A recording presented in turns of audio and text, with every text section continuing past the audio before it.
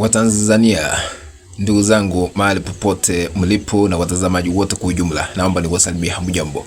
Natumai umzima ubuheri wa afya nami penye nipo kukwema. Karibu katika mwendelezo wa matukio haswa yale ambayo yanaendelea kushuhudiwa katika taifa la Tanzania. Kuna habari za kutisha ambazo zimeweza kutanda kwa chama cha mrengo wa upinzani Chadema ambacho kinaongozwa na kiongozi ambaye yu gerezani sasa hivi, Tundu Lissu, huku mashambulizi ya kitanda katika chama cha Chadema.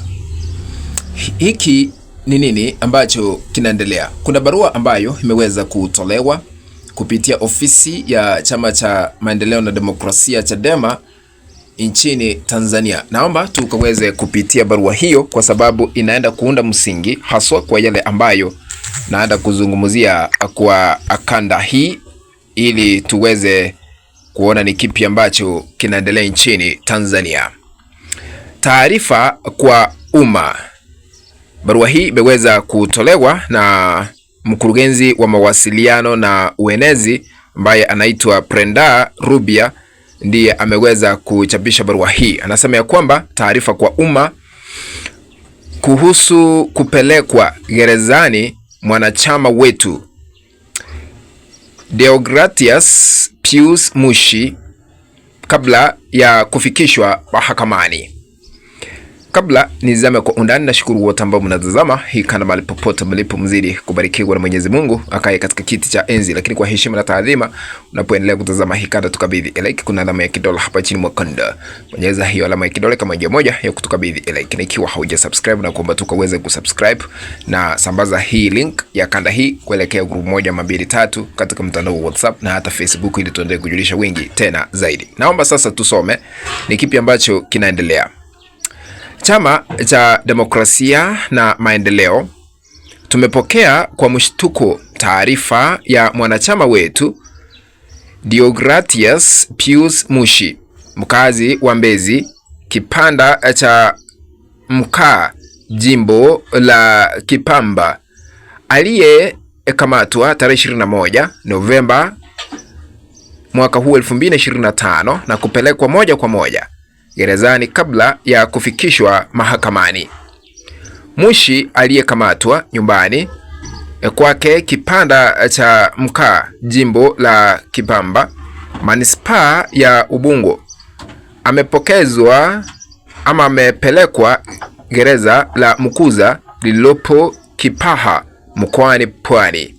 Taarifa zetu zinaonyesha kwamba wako wananchi zaidi ya 30 wanashikiliwa gereza la Mkuza, lakini hawakuhukumiwa kwa mujibu wa sheria wala hawakuwahi kupelekwa mbele ya mahakama.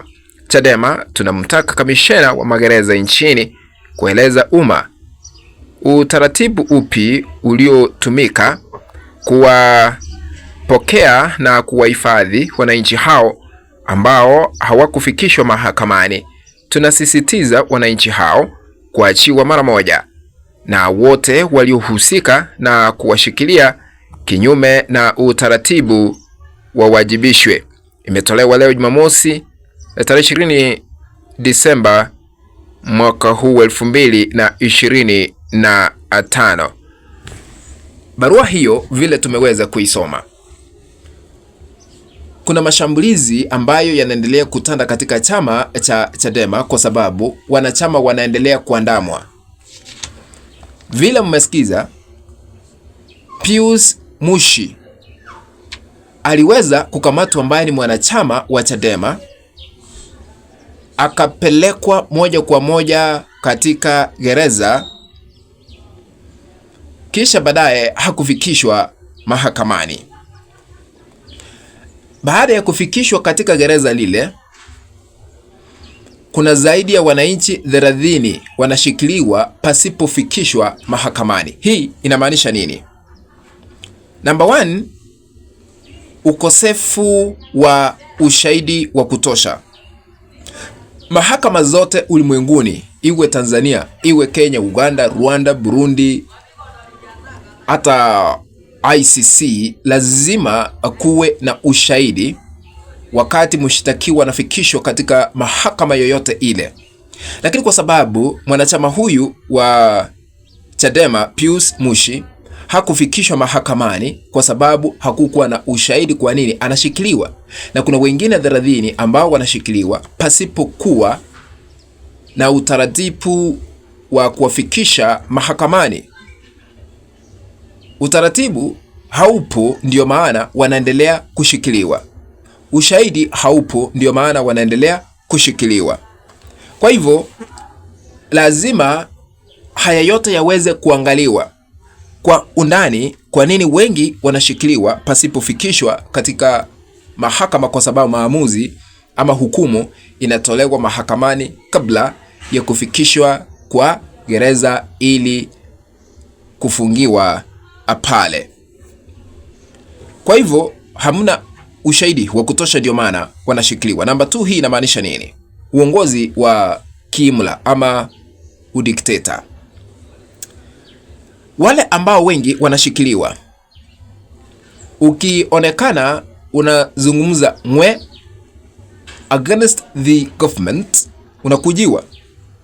Ni njia moja ya kuuza uoga kwa wale ambao wako katika mrengo wa upinzani, wasije wakazidi kuzungumza mabaya kuhusiana na serikali iliyopo mamlakani. Wanapoendelea kuwashikilia wanachama wa Chadema, ni ishara tosha kwamba ni kuwauzia uoga ili wasije wakaendelea kusisitiza kuipinga serikali iliyopo mamlakani inayoongozwa na Rais Samia Suluhu Hassan kwa sasa. Ndio maana tunashuhudia utekaji nyara, tunashuhudia madai ya kushikiliwa pasipokuwa na makosa. Ndio maana hayo yote yanashuhudiwa nchini Tanzania. Namba 3, inamaanisha nini haya yote wakati tunaendelea kuyashuhudia?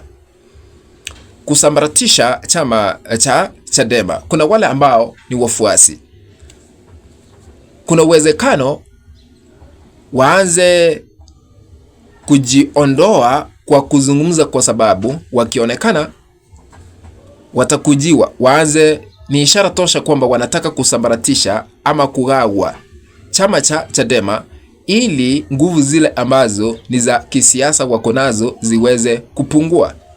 Lakini unapoona vile viongozi wanazungumza wa Chadema, niliweza kufanya analysis. Wanawake wa chama cha Chadema waliweza kusema ya kwamba uchaguzi wa tarehe 29 Oktoba mwaka huu ni patili na uchaguzi mpya unastahili kurudiwa nchini Tanzania. Hayo ndio hayatakiwi.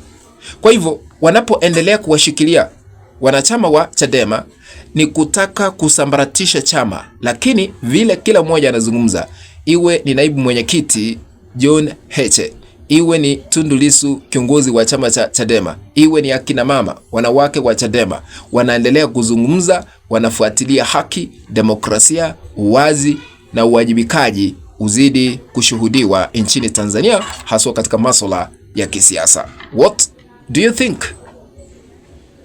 Kwa nini wanashikiliwa kulingana na wewe, wanachama wa Chadema? Utaniandikia katika sehemu ya maoni. Kufikia hapo, mpenzi mtazamaji, ndipo natia kikomo katika uchanganuzi wa masuala haya ya kisiasa. Tukutane katika kanda ambayo nitaitengeneza hapo baadaye.